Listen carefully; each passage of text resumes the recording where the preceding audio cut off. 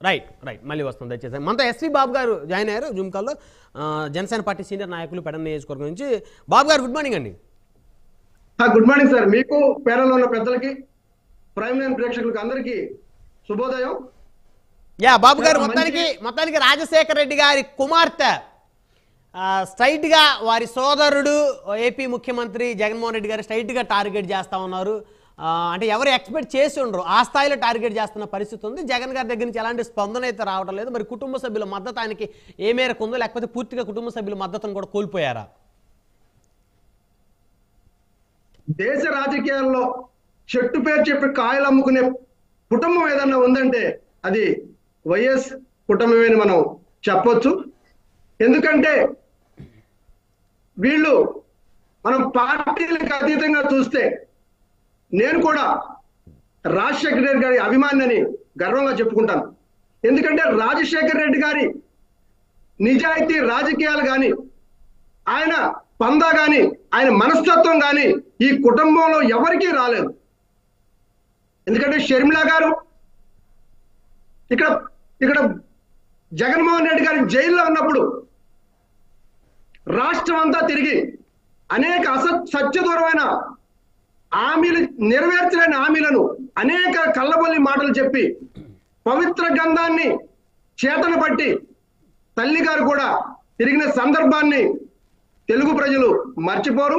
ఇక్కడ ముఖ్యమంత్రిని చేసి ఇక ఒక రాష్ట్రాన్ని మనం కమ్మేశాం, ఒక రాష్ట్రాన్ని మనం ఆక్రమించాం అని నాటకం ఆడి ఏదో ఫ్యామిలీలో డిస్ప్యూట్లు ఉన్నాయో లేదో ఫ్యామిలీల గురించి మాట్లాడే సంస్కృతి జనసేనది కాదు కనుక ఆ విషయాన్ని పక్కన పెట్టి, తర్వాత వెంటనే ఇక్కడ తెలంగాణకి వెళ్ళి 3000 కిలోమీటర్లు పాదయాత్ర చేసి అక్కడున్న కొంతమంది రాజకీయ నాయకులను, కొంతమంది యువకులను, అమాయకమైన యువకులను తన ఎంట తిప్పుకుని బేషరతుగా కాంగ్రెస్ లో కలిపేసిన షర్మిల గారు ఈరోజు ఏ ముఖం పెట్టుకుని ఆంధ్ర రాష్ట్ర రాజకీయాల్లో అడుగు పెడుతున్నారో ఖచ్చితంగా షర్మిల గారు సమాధానం చెప్పాలి. అయితే ఇవాళ షర్మిల గారు ఏవైతే చెబుతున్నారో అవి మాకేమి కొత్త అనిపించలేదు. 4.5 సంవత్సరాల నుంచి ఈ రాష్ట్రం ఏంటి, ఈ రాష్ట్ర పరిస్థితి ఏంటి, ఈ రాష్ట్రంలో ఏం జరుగుతుందని పదే పవన్ కళ్యాణ్ గారు చెబుతూనే ఉన్నారు. రాష్ట్రానికి రాజధాని లేదు, ఒక దిశానిర్దేశం లేదు. ఈ ముఖ్యమంత్రి ఎంత మట్టికి ప్రజలను ఇబ్బంది పెడుతూ, ఇక్కడ ఏదైతే ప్రతిపక్ష నాయకులను ఇబ్బంది పెడుతూ అణిచివేత ధోరణిలో పోతున్నాడని అనేక సందర్భాల్లో చెప్పిన సందర్భాలు ఉన్నాయి. అందుకనే పవన్ కళ్యాణ్ గారు ఒకటే చెప్పారు, ఈ రాష్ట్రంలో నుంచి జగన్మోహన్ రెడ్డి గారిని పంపించాలంటే మనం అందరం ఒకటే కావాలి, ఏదైతే ప్రభుత్వ వ్యతిరేక ఓటును చీల్చకూడదని పదే చెబుతా ఉన్నారు. ఇప్పుడు మనందరం ఒకటే అంటే మీరు టీడీపీ, మీతో పాటు షర్మిల గారు కూడా వర్తిస్తారా? ఆవిడ మరి కాంగ్రెస్. ఒక్క మాట చెప్తున్నాను, ఇక్కడ అదే సార్ అక్కడికే వస్తున్నాను. దానికి విరుద్ధంగా వీళ్ళంతా ఒకటేనండి.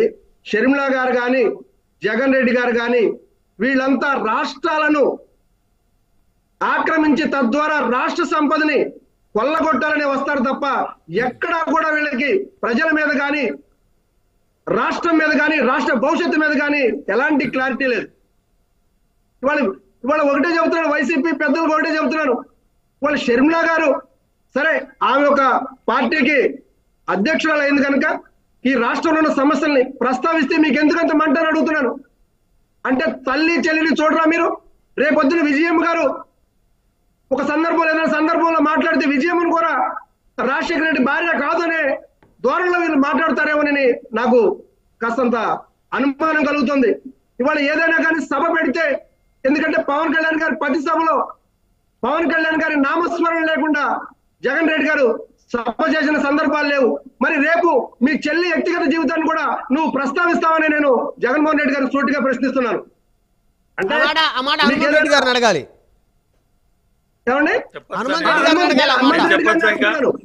బాబు గారికి నేను మీకు చెప్పండి, రెస్పాండ్ అవ్వండి హనుమంత్ రెడ్డి గారు.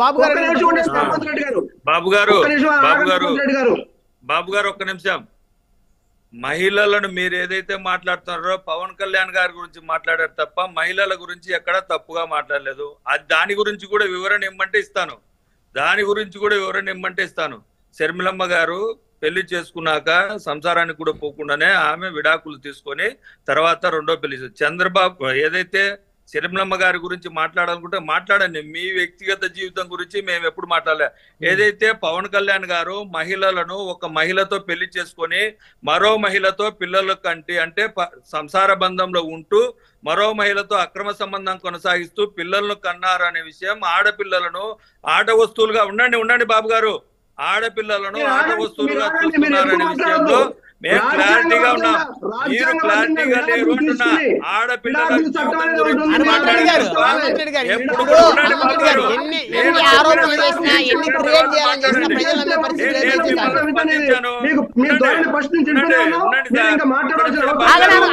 ఒక నిమిషం, అది వారి టైం మీ మధ్యలో మీకు సమయం ఇచ్చాం కానీ దయచేసి ఆయన టైం వరకు. బాబు గారు చేస్తే ఒకటి రాజ్య సార్ పవన్ కళ్యాణ్ గారు పదే చెబుతా ఉన్నారు, ఆయన రాజ్యాంగబద్ధంగా విడాకులు తీసుకుని మరో పెళ్లి చేస్తున్నారు తప్ప అది తప్పు అంటున్నా. అది తప్పు అంటున్నా. అది నేను చెప్పలేదు తప్పు అని. ఆయన భార్య అయినటువంటి మీకు చెప్పారా హనుమంతరెడ్డి గారు? మీకు చెప్పారా హనుమంతరెడ్డి గారు? ఎప్పుడో మాట్లాడారు హనుమంతరెడ్డి గారు. ఇవాళ రాష్ట్రంలో పరిస్థితుల గురించి మాట్లాడుకుందాం. మీరు ఏం చేశారని మాట్లాడారు కాబట్టి చెప్తున్నా. ప్రజల గురించి మాట్లాడితే నాకు ఎటువంటి అభ్యంతరం లేదు. మీరే మాట్లాడతారు. నేను సమాధానం చెప్తే ఓడ్చుకోలేరు. ఎలాగండి? మీరే అడిగారు, నేను సమాధానం చెప్పాను. నేను మాట్లాడలేదు.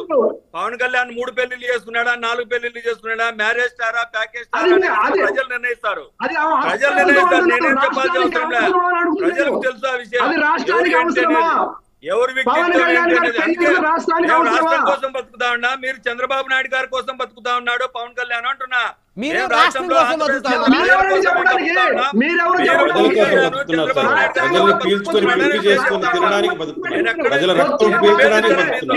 భవిష్యత్తు కోసం పవన్ కళ్యాణ్ గారు నడుస్తున్నారు తప్ప మీరు చెప్పినట్టు మేము నడవాల్సిన అవసరం లేదు.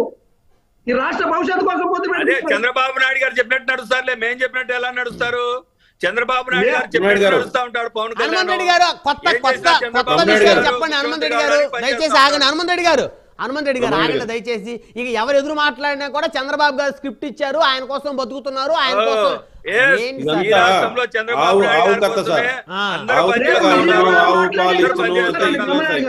విజయమ్మ గారు ఏదైనా 100% డౌటా మీకు బాబు గారు? 100% విజయమ్మ గారిని కూడా టార్గెట్ చేస్తారు, అందులో డౌట్ ఏముంది? షర్మిల గారిని టార్గెట్, ఇప్పుడు రాజశేఖర రెడ్డి గారు రక్తాన్ని టార్గెట్ చేసిన వాళ్ళు సత్యమని టార్గెట్ చేయడం పెద్ద ఇదేముంది? బ్రహ్మనాయుడు గారు ఒక్క నిమిషం ఓపిక పట్టండి. విజయమ్మ గారి ప్రస్తావన తీసుకురావాల్సిన అవసరం మీకు లేదు. విజయమ్మ గారు వచ్చినప్పుడు మాట్లాడండి. మీరు ముందే మాట్లాడి ఒక